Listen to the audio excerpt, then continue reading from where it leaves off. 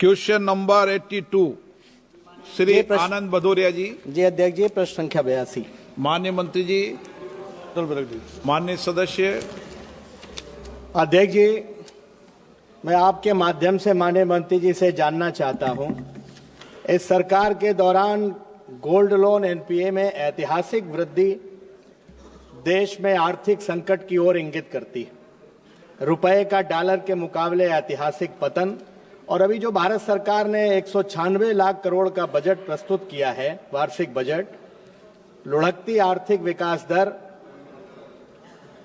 जो बजट प्रस्तुत किया 196 लाख करोड़ रुपए का कर्ज जो भारत सरकार पर लगभग 196 करोड़ है, वो इस साल के बजट वार्षिक बजट का 4 गुना है। लुढ़कती आर्थिक विकास दर में बजट भाषण मत दो माननीय भदौरिया जी। जी सर, मैं उसी पे आ रहा हूं कि 12 लाख से ज्यादा रिक्त पद पड़े हैं। मैं माननीय मंत्री जी से जानना चाहता हूं कि क्या कारण है कि एक अच्छी खासी अर्थव्यवस्था जो एक दशक पहले विकसित देशों के मुकाबले में खड़ी थी, आज देश के भारत के लोगों को सोना और मंगलसूत्र गिरवी रख करके लोन लेना पड़ रहा है और उसका रीपेमेंट भारत के लोग नहीं कर पा रहे हैं। क्या ये अर्थव्यवस्था पर सरकार श्वेत पत्र कोई जारी करेगी?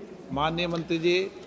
अध्यक्ष जी, माननीय सदस्य जो चिंतित हैं कि गोल्ड लोन पे एनपीए बढ़ रहा है, मैं आपके माध्यम से सदन को बताना चाहता हूं कि 30 जून 2024 के अनुसार जो बैंकों का लोन था, एनपीए था, उस एनपीए में कुल वाणिज्य बैंकों का 0.22% है और अगर कहें कि उच्च मध्य बैंकिंग वित्तीय कंपनियों का अनुपात जो है वो मात्र 2.58 रहा है।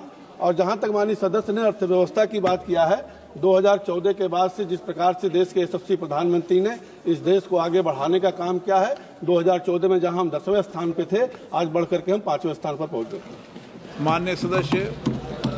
अध्यक्ष जी, सोना और मंगलसूत्र तो भावनाओं से जुड़ा हुआ होता है, कोई ऐसे ही नहीं अपना सोना गिरवी रख करके लोन लेता है। एक और सरकार कह रही है कि हम विश्व की 5वीं सबसे बड़ी अर्थव्यवस्था है और दूसरी 3 फरवरी के प्रश्न संख्या 172 हमारा ही था, उसमें माननीय मंत्री जी ने 2020 में वैश्विक महामारी के विपरीत वित्तीय प्रभाव का वित्तीय वर्ष 2020-21 के बाद राजकोषीय प्रभाव पड़ा है, इसलिए केंद्रीय कर्मचारियों के महंगाई भत्ता, महंगाई राहत का बकाया दिया जाना संभव नहीं है।